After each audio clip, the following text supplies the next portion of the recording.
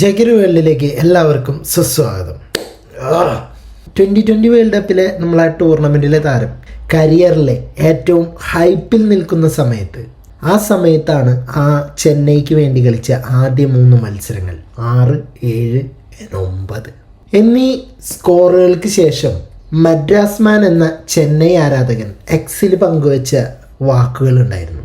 3-3 തോറ്റു നിൽക്കുന്ന ചെന്നൈ സൂപ്പർ കിങ്സിൻ്റെ മത്സരങ്ങൾ കണ്ട ഏതൊരാൾക്കും ആ വാചകങ്ങളിൽ ചിലത് ഒരു പരിധിവരെ സത്യമായി തോന്നിയിരിക്കാം. നമ്മൾ കഴിഞ്ഞ മാസം കണ്ട സഞ്ജു ഇതല്ല എന്ന തോന്നൽ പലർക്കും ഉണ്ടായിരുന്നു ഇരിക്കാം. എന്നാൽ ഇന്നു മുതൽ കളി മാറിയിരിക്കുകയാണ്. ചെന്നൈ ആരാധകരുടെ മുന്നിൽ നമ്മളറിയുന്ന, നമ്മൾ ആഗ്രഹിക്കുന്ന സഞ്ജു സാംസൺ തിരിക്കുന്നു. Sanju is back. Power play മുതൽ ക്യാപ്റ്റൻ ഗെയ്ക്വാദ് റൺസ് കണ്ടെത്താൻ കഷ്ടപ്പെടുമ്പോൾ മറുവശത്ത് സഞ്ജു സാംസൺ അടിച്ച് പറത്തുകയായിരുന്നു ഓരോ ബോളും. അതാണ് അദ്ദേഹത്തിൻ്റെ കളിയെ നമ്മൾ ഇഷ്ടപ്പെടാൻ കാരണം. ആ ഷോട്ടുകളിലെ ഈസ്നെസ് ആൻഡ് ക്ലാസ്. 2020 400 സിക്സുകൾ എന്ന നേട്ടവും ഇന്ന് ഡൽഹിക്കെതിരെ അദ്ദേഹം മറികടന്നിരിക്കുകയാണ്. എന്നാൽ ഇന്ന് പ്രത്യേകിച്ച് വലിയ ഷോട്ടുകൾക്കപ്പുറം മനോഹരമായിട്ടുള്ള ക്ലാസിക് ബൗണ്ടറികളും അദ്ദേഹത്തിൻ്റെ ഇന്നിങ്സിലുണ്ടായിരുന്നു. കവർ ഡ്രൈവുകൾ, സൂപ്പർ ഗ്യാപ്പ് ഷോട്ടുകൾ. ശരിക്കും പറഞ്ഞാൽ സഞ്ജു സാംസൺ തന്നെയാണ് ഇന്നത്തെ കളിയെ നിയന്ത്രിച്ചിട്ടുള്ളത്. ഗ്യാപ്പുകൾ കൃത്യമായി കണ്ടെത്തി ഫീൽഡിനെ ചിതറിക്കടക്കുന്ന ഫോറുകളാണ് സഞ്ജു സാംസന്റെ ഇന്നിങ്സിൻ്റെ ഭംഗി എന്ന് പറയാൻ. സഞ്ജുവിൻ്റെ ദിവസമായ മുന്നിൽ വരുന്ന ബോളർ ആരായാലും എത്ര മികച്ച രീതിയിൽ പന്തെറിഞ്ഞാലും സഞ്ജു അതിനെ അത്രമേൽ വേഗത്തിൽ ബൗണ്ടറിയിൽ എത്തിക്കാൻ സാധിക്കും. IPL 4700+ റൺസ് നേടിയ സഞ്ജുവിൻ്റെ കഴിവിനെ കുറിച്ച് ഇനിയിപ്പോൾ പ്രത്യേകം പറഞ്ഞു തെളിയിക്കേണ്ട ആവശ്യമുണ്ടെന്ന് തോന്നുന്നില്ല. IPL തന്നെ തൻ്റെ മികവ് തെളിയിച്ച ഒരാൾക്ക് ഇനി ഇന്ത്യൻ ടീമിലേക്കുള്ള അവസരത്തിനായി ആരെയും ബോധ്യപ്പെടുത്തേണ്ടതുമില്ല. പക്ഷേ ചെന്നൈ പോലൊരു അതിശക്തമായ ആരാധന പിന്തുണയുള്ള ടീമിലേക്ക് എത്തിയപ്പോൾ അത് വെറും ട്രാൻസ്ഫർ മാത്രമായിരുന്നില്ലെന്ന് പറയാം.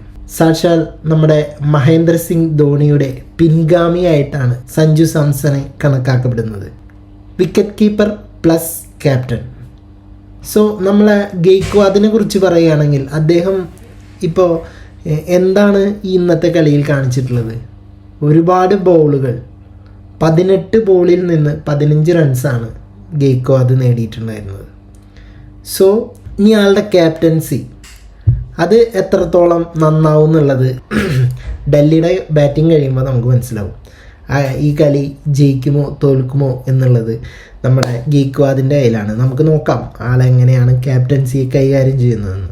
സീസൺ തുടങ്ങും മുൻപ് തന്നെ ആരാധകർ സഞ്ജുവിൽ അർപ്പിച്ചിരുന്ന പ്രതീക്ഷകൾ അത്രമേൽ വലുതായിരുന്നു. ആദ്യ 3 മത്സരങ്ങളിലെ പ്രകടനം അവർക്ക് നിരാശ സമ്മാനിച്ചെങ്കിലും ഇന്നിപ്പോൾ ആ സെഞ്ചുറിയോടെ അയാൾ അവരുടെ വിശ്വാസം കാത്തിരിക്കുകയാണ്. ഫോമില്ലായ്മയുടെ ഒരു ലാഞ്ചന പോലും പ്രകടമാക്കാതെ ഫോമിലേക്ക് മടങ്ങിയെത്തുന്ന സഞ്ജു സാംസൺ. എഗ്ലൻഡായ സ്ട്രോക്കുകൾ കൊണ്ട് അലങ്കരിച്ച തകർപ്പൻ ഇന്നിങ്സ്. അതിവേഗം ട്രാക്കിൽ കയറിയ ശേഷം കരുത്തുറ്റ ഷോട്ടുകളാണ് സഞ്ജുവിൻ്റെ ബാറ്റിൽ നിന്നും വന്നുകൊണ്ടിരുന്നത്. കൂടെ ഓഫ് സ്റ്റമ്പിന് പുറത്ത്, അതായത് ഡഫ്റ്റ് ടച്ചുകളും ഉണ്ട്. നടരാജൻ്റെ ഒരു സ്ലോവർ ഷോട്ട് പിച്ച് പന്ത് പിച്ച് ചെയ്ത് ഒരു തകർപ്പൻ പുള്ള് പന്ത് ഗാലറിയിലാണ്. നടരാജൻ്റെ അടുത്ത പന്തിൽ തന്നെ ലൈൻ ആൻഡ് ലെങ്ത് കറക്റ്റ് ചെയ്യുന്നുണ്ട് കേട്ടോ.